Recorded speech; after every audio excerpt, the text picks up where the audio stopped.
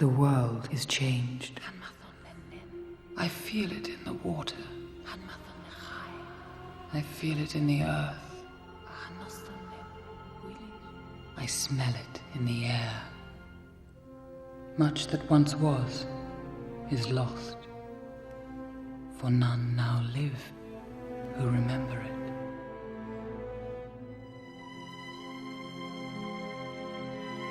The Fellowship of the Ring opens with a prologue. The first 7 minutes of the film are all exposition, backstory, delivering us information about the history of Middle-earth and the Rings of Power. Like every scene in the Lord of the Rings trilogy, the prologue is iconic. I guarantee that just now, you were saying the words along with Galadriel in your head. So why does this prologue of exposition work, when so often an info dump at the start is the sign of a mediocre film? Why is exposition so often a bad word in writing? And why is the Fellowship of the Ring an example of perfection in storytelling and world building?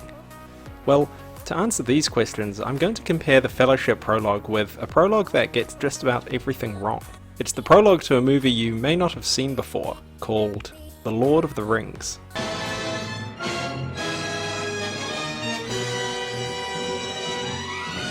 The reason this comparison works so well is because these two prologues seek to convey the same information.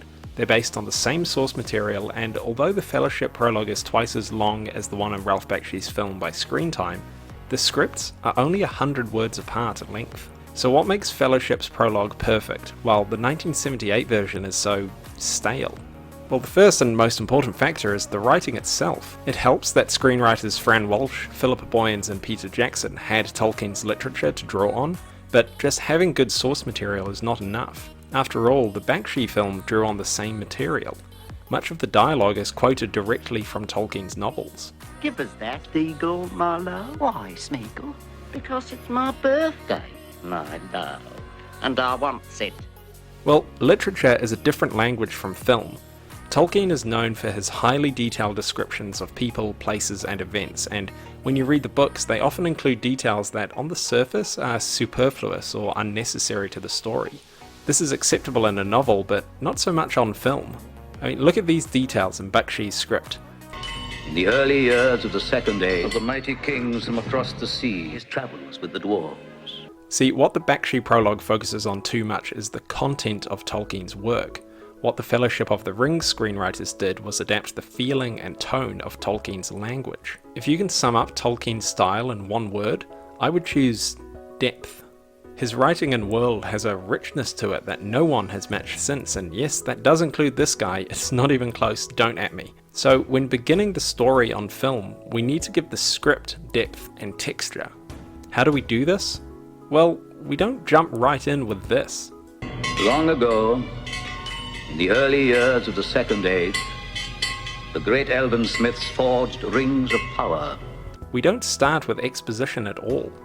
In fact, we don't even start with English. We start with Elvish. Before the main titles, we have not actually been given a single fact about this world, nothing we could call exposition. But we have done something much, much more important.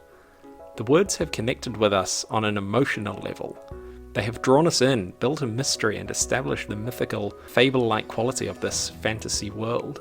Only then do we begin with the backstory. But again, the writing is designed to resonate with us emotionally, using words like the fairest of all beings, craftsman of the mountain halls, malice. These are Tolkien's words. Not directly, but they echo the famous poem at the start of the novels. People familiar with Tolkien will see his influence at work, while people who have never encountered it are getting their first glimpse at what makes it so special. Let's compare that to Bakshi's prologue. It's factual, simple, and boring. 9 for mortal men, 7 for the dwarf lords, 3 for the tall elf kings. The prologues both introduce Sauron and the One Ring, the main antagonist and the evil driving force behind the entire story. In Fellowship, this is given the significance it deserves. The script uses words like deceived, the fires of Mount Doom, and secret, all before we meet the Dark Lord himself. As for the ring, well... And into this ring he poured his cruelty, his malice, and his will to dominate all life. One ring to rule them all. Yeah, the audience is left in no doubt that this is a force to be reckoned with. Or, we could just introduce Sauron and the ring like this. But then the Dark Lord learned the craft of ring-making and made the Master Ring. The one ring to rule them all. Oh, Middle-earth geek side note here. Sauron did not learn the power of ring-making after the Great Rings were forged. In fact, he was a mayor who tricked Celebrimbor and taught the elves how to forge the Great Rings in the first place, so not only is this prologue bad writing, it's also just wrong. Yeah, I'm really fun at parties. Writing matters, the choice of words matters, and how you introduce your main antagonist matters. This kind of thing happens so often in expository prologues. Usually the entire point of the prologue is to establish the villain, so why is it always just another line in the script? After meeting Sauron, we then see what he can do, or rather, what the ring can do. Notice that the script is constantly referring to the ring, not Sauron. Between his introduction and death, Sauron is mentioned by name twice. The ring is mentioned 6 times in the same period. The screenwriters know that the ring is the true antagonist in the story.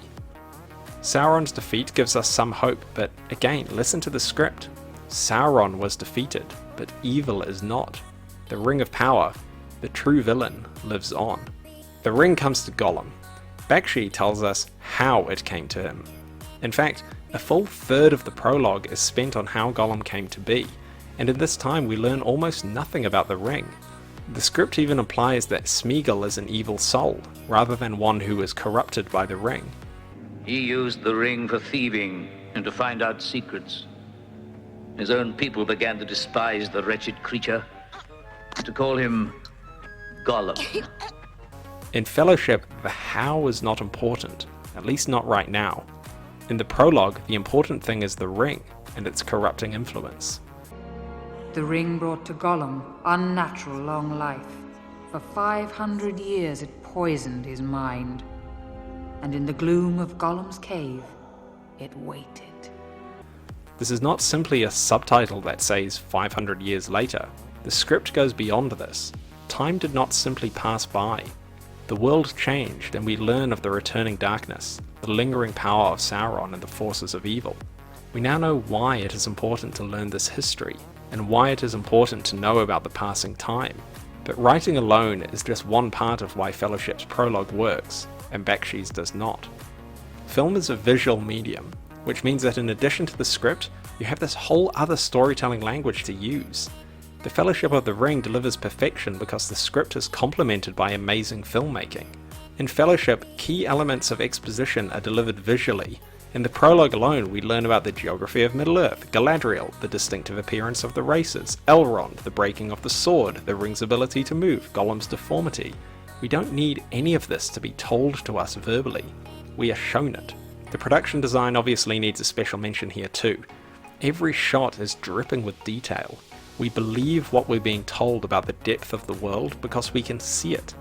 Bakshi's choice to use silhouettes automatically limits his ability to use this visual language. Now, I can forgive it to some extent. I know it will have mostly been driven by the budget, and the red and black is actually kind of striking visually, but I still think Bakshi could have made much better use of visuals to tell this part of the story. The death scene in Harry Potter shows that silhouettes can be used effectively to tell a story. Bakshi just gives us something to look at while someone reads narration to us. On the subject of narration, we have already seen how Fellowship's script is so much better than Bakshi's, but the script is just a tool in the hands of the actors who read it. William Squire, who plays Gandalf in the 1978 film, is the choice of narrator for the prologue. It works thematically to have Gandalf be the one delivering this exposition, but the actor just conveys so little emotion. It was Prince Isildur of the mighty kings from across the sea who took the ring. He's just reading the script. Rarely does he give us any clues as to what we should be feeling in any one moment. Now let's listen to Galadriel. It was in this moment, when all hope had faded, that Isildur, son of the king, took up his father's sword. Lesson for filmmakers: have Cate Blanchett read your script. And if you need any more proof that the actor is just as important as the script, I'll leave you with this. You cannot pass!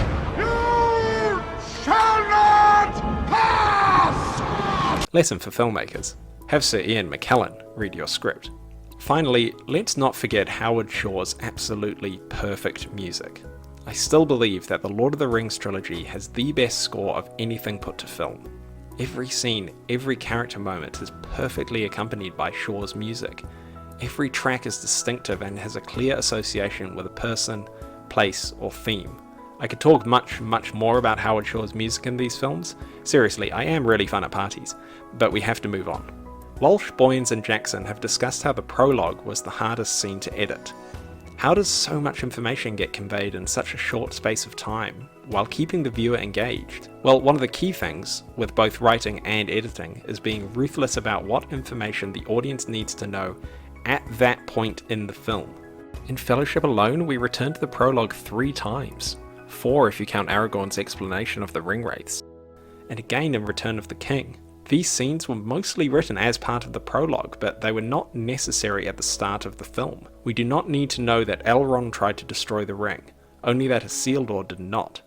We do not need to know how Gollum was corrupted by the ring.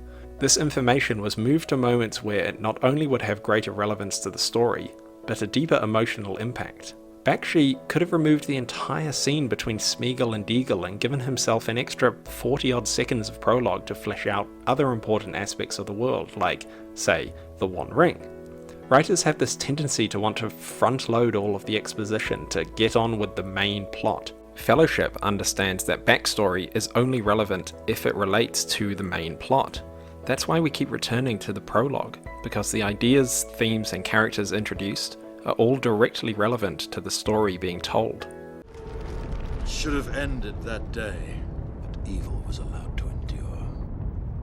The prologue of The Fellowship of the Ring is a masterclass of exposition. The prologue to the 1978 Ralph Bakshi animation is reminiscent of other, more modern examples of clunky exposition, so it's useful to compare it to its modern successor. Now look, I know I knocked Bakshi a lot, but overall his adaptation does a decent enough job of condensing the core Lord of the Rings story into one film, while working within both the genre tropes of the time, as well as the animated format. It's also very much a kids movie, so requires a certain level of simplicity, but some things are just unforgivable. I wish it need not have happened in my time. So do I. That said, you can see how Jackson's films were influenced by Bakshi's. I mean, he came up with this scene.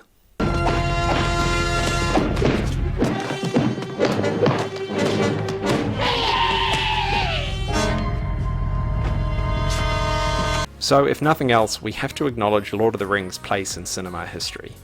Like all art, filmmaking is an ever-changing medium, building on and adapting what came before it.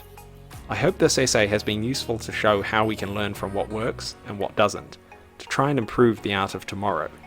But not entirely confident. It began long ago. In a land far away. There was the city of Dales, markets known far and wide. Stronghold of Thrall, king under the mountains, in the lives of his son and grandson, the Arkenstone. Even the great elven king, for love of gold, a sickness begun to grow within him. Sickness thrives. Bad things will follow. This video was inspired by this thread on the R-Movies subreddit, and specifically the top comment by user Stadler2018. I've had a version of the script drafted ever since I rewatched the Bakshi animation earlier this year, but that thread gave me the kick to put it to video, so my thanks to Stadler2018 and AC Rogue One, who posted the thread in the first place. This will definitely not be the last Lord of the Rings video on this channel, so click all the buttons if you want to see more essays like this. See you next time.